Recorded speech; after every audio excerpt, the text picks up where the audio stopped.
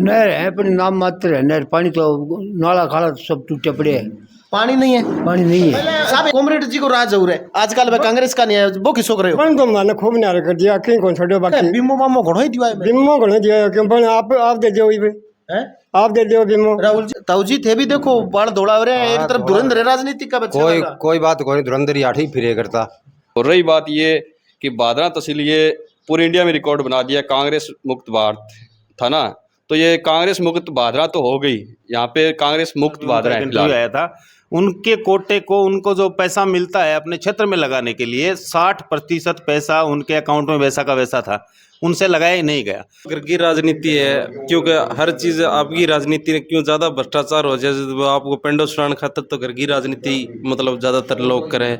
मस्सा Fisher भगंदर आदि गुदा रोगों का क्षार सूत्र विधि द्वारा सफलतापूर्वक इलाज। मल त्याग के समय खून आना, जलन होना, दर्द होना, गुड़ा के आसपास फोड़े फुंसी, मवाद आना आदि रोगों का ऑपरेशन द्वारा सफल इलाज किया जाता है। मिलिए डॉक्टर निखिल वर्मा से पूजा आयुषम पाइल्स एवं पंचकर्म चिकित्सालय, नई श्याम मंदिर के पास, बस स्टैंड रोड, राजगढ़। संपर्क नंबर 9460478635।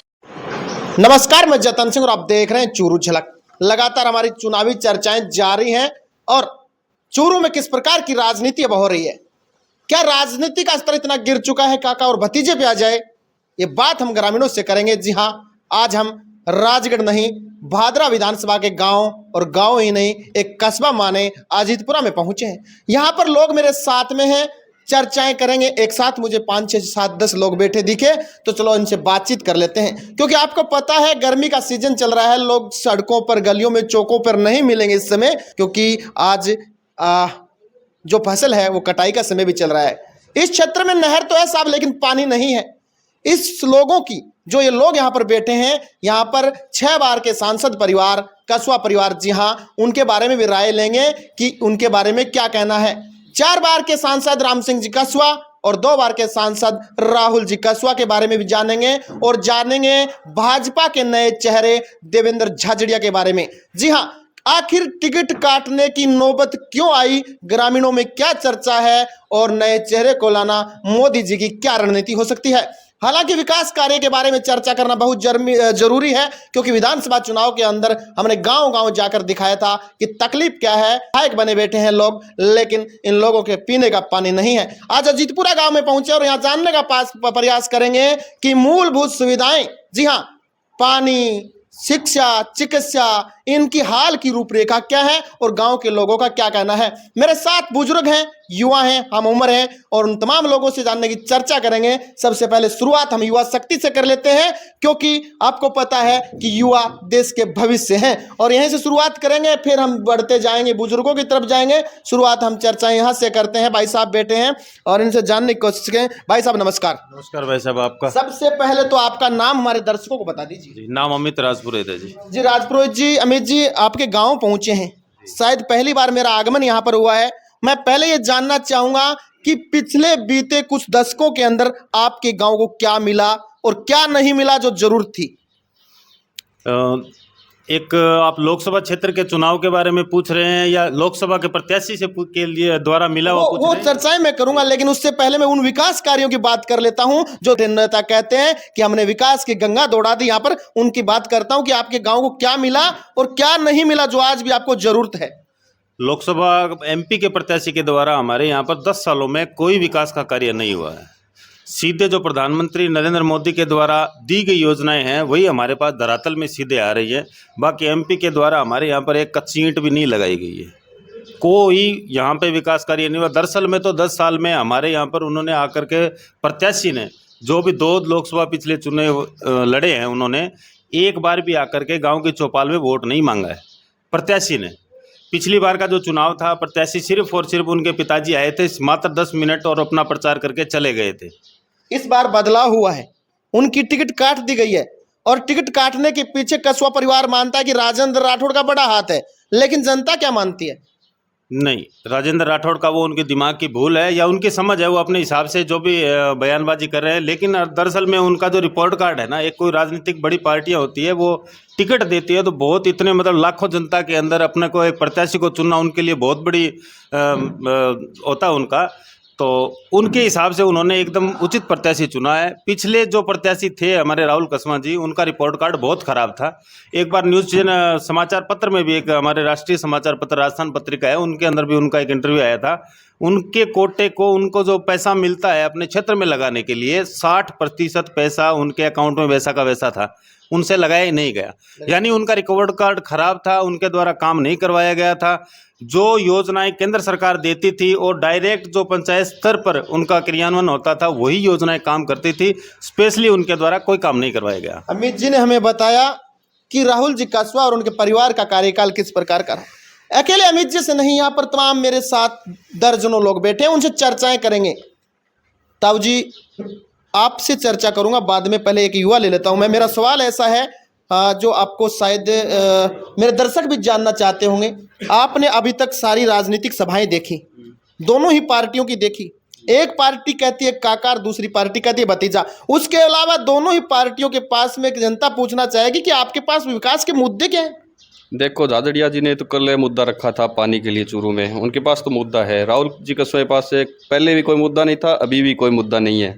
और रही बात ये कि बादरा तहसील ये पूरे इंडिया में रिकॉर्ड बना दिया, कांग्रेस मुक्त भारत था ना, तो ये कांग्रेस मुक्त बादरा तो हो गई।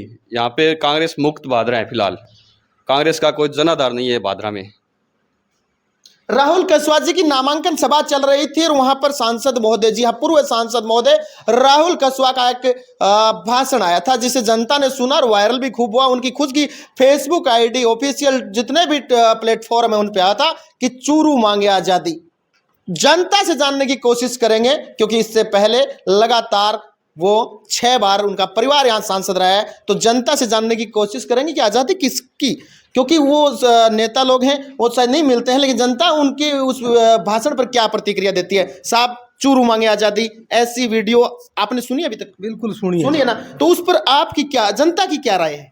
देखो साहब, इसी कोई गुलामी तो है को नहीं जनता का, नहीं जो अब गुलाम हो रही है। जिसी आज़ादी पहली वही आज है, तो बंग मन में कोई होगी गुलामी, या खुद हो गया होगा गुलाम, या फील करता होगा भाई कभी का ठीक है मैं गुलाम हो गया कहे। तो आज हूँ 1 महीने पहले जब बांगी लोकसभा भंग को नहीं हुई, चुनाव की घोषणा को नहीं हुई, पहले तो भाई आज़ाद था, अब भाई गुलाम हो गया तुम्हारे। को थोड़े आगे आ जाए क्योंकि नजदीक से और अब भी आज़ाद था। ठीक है, देखिए मैं सबसे सवाल करूंगा, थोड़े थोड़े सवाल सबसे करना जरूरी है, क्योंकि तमाम लोग यहाँ पर बैठे हुए हैं।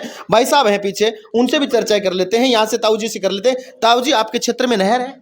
नहर है पर नाम मात्र है नहर, पानी तो नाला खाला सब टूटे पड़े हैं, पानी नहीं है। पानी नहीं है साहब, एक तरफ तो चूरू नहर मांग रहा है, आपके यहाँ नहर आई हुई है, वहाँ की स्थिति बता दें, पानी नहीं है। तो पानी आज तक किसी नेता ने सुनी नहीं, अवगत नहीं कराया? नहीं तो नेता आगे देखते तो नहीं, नेता वोट लेके चले जाता है, फिर आती नहीं है।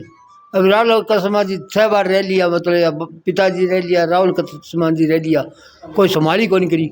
आप गेहूं की फसल बोते हैं, आप कपास लगाते हैं, आप सरसों लगाते हैं, आपको एक सीजन के अंदर बात करूं, कितनी बार पानी मिल जाता है? कमी रहती है?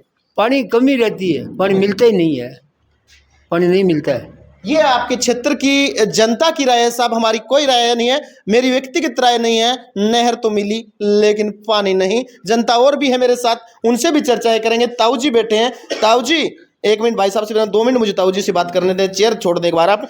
ताऊ जी, आपने बड़े उम्र ले रखी है, आपने कसवा परिवार भी देखा है, आपने राजनीति के बड़े बड़े धुरंधर भी यहाँ पर देखे हैं। इस तरह से टिकट कट जाना और बागी हो जाना, कांग्रेस में शामिल होना, आपकी विधानसभा क्षेत्र की बात करूं, कांग्रेस के मेरे हिसाब से 5000 समथिंग वोट आएंगे, उससे ज़्यादा नहीं आएंगे। तो क्या लगता है इस बार देवेंद्र झाझड़िया और राहुल कसवा हैं? राहुल कसवा जी कांग्रेस से हैं, वो बोल रहे हैं कि जितने भी कांग्रेस समर्थक हैं कि भादरा से बड़ी लीड लेके जा रहे हैं। ना, ऐसी कोई बात नहीं है, कांग्रेस की कोई नाम मात्र की बुनियाद है।